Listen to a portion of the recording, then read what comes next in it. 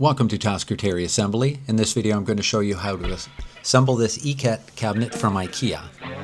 These cabinets come in various styles and finishes, but they're all very similar assembly.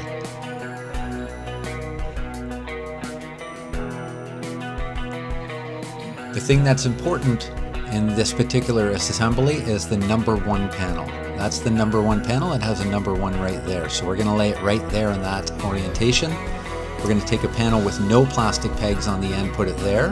The other panel with plastic pegs goes there, and that one has none. So we're going to take number one with the side panel and put them together. You do have to use quite a bit of force once you have them lined up perfectly. Just make sure they're fully inserted before you put any pressure on them.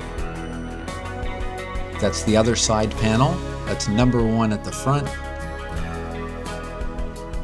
right there. And now we're going to slide the back in.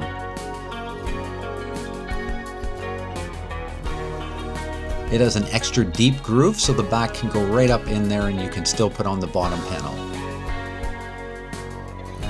And then we're going to insert those plastic pegs and make sure they're all in perfectly before putting any pressure down. And then give it a little bump down. Then we're going to stand it up and we're going to make sure the backing goes down into the groove. Once it's fully inserted, then we're going to put these plastic retainers in. And that's how they work. It's a two-piece wedge system.